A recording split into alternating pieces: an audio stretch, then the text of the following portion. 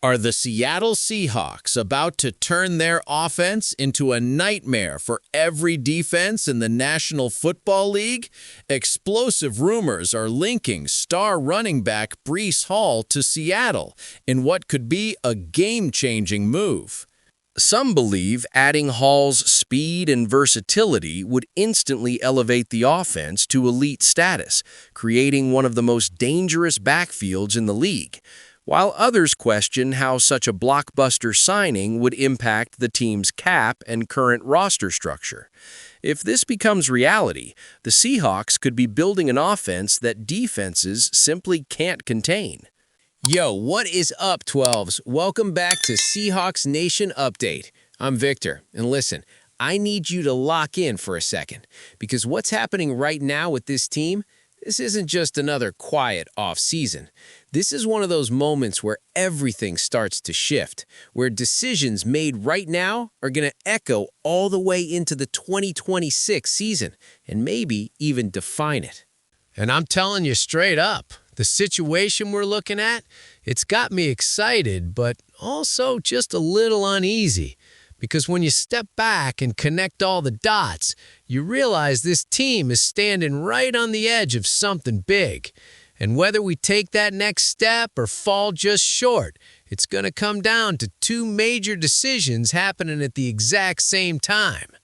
We're talking about the offensive line, and we're talking about the running back situation.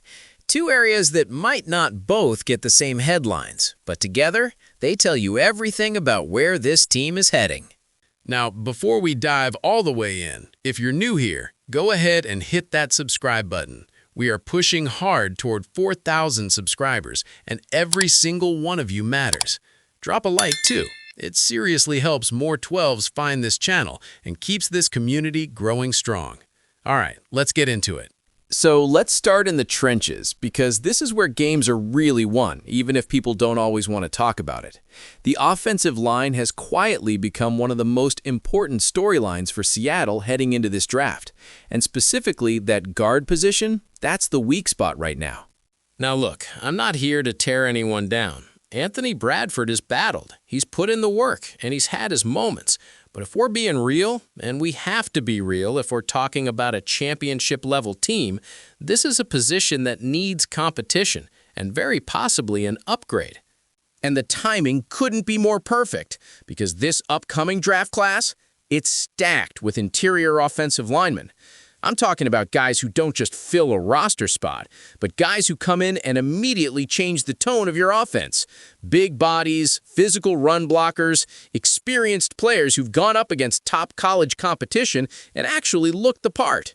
Seattle's sitting there with picks at 32, 64, and 96.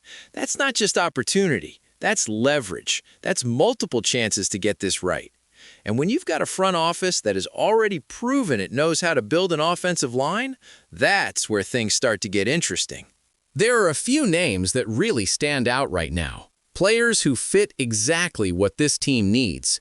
First, you've got Emmanuel Pregnon. This is a guy with serious experience, over 50 college games across multiple programs. That matters. That's not someone who's going to step into an NFL locker room and feel overwhelmed. He's seen different systems, different defenses, different levels of pressure. And what really stands out is how complete his game is. He's not just big, he's controlled. He's not just physical, he's smart with his positioning. And in the run game, this dude plays with attitude, the kind of attitude that sets the tone up front. Then you look at someone like Chase Bisontis. Now this is where it gets a little more raw power. We're talking size, strength, explosiveness, the kind of lineman who can physically move defenders off the line. He might not be a finished product in pass protection yet, but for what Seattle needs right now, that run blocking ability could be huge. And then there's Jalen Farmer. A little more of a developmental prospect, but don't sleep on him. The size, the length, the upside, it's all there. And sometimes those are the guys that turn into absolute steals if you develop them the right way. And that's the key point here. This isn't just about drafting talent. It's about where that talent is going. Seattle has built a reputation for developing offensive linemen. They've taken players and turned them into real contributors. So if they pull the trigger on one of these guys, you've got to trust there's a plan behind it.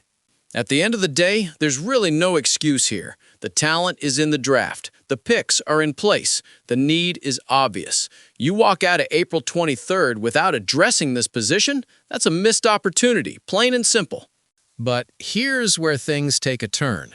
Because as important as the offensive line is, there's another situation that might be even more urgent.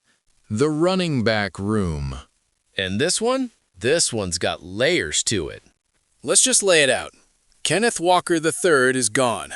That one still stings.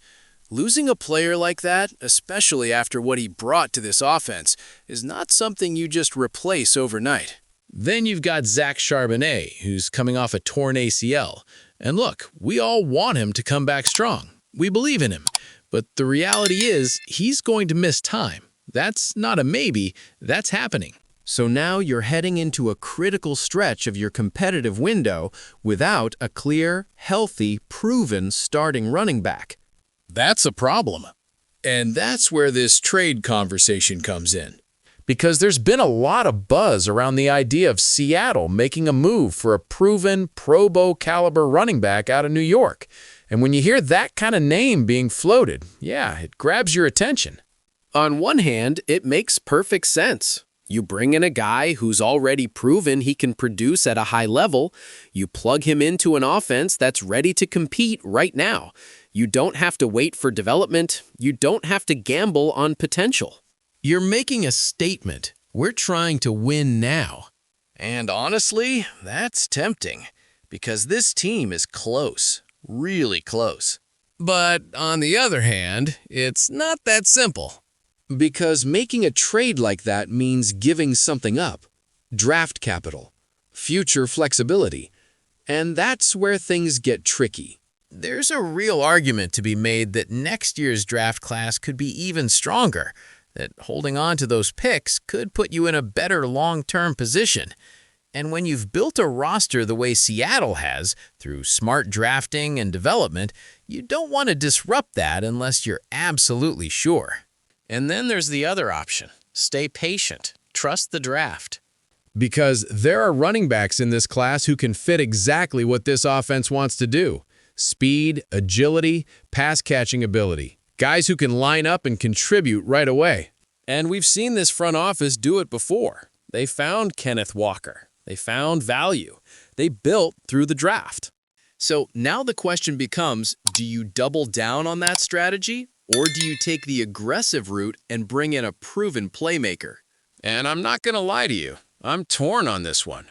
Because both paths make sense. If you go the trade route, you're maximizing your window right now. You're saying, this team is ready, and we're not waiting.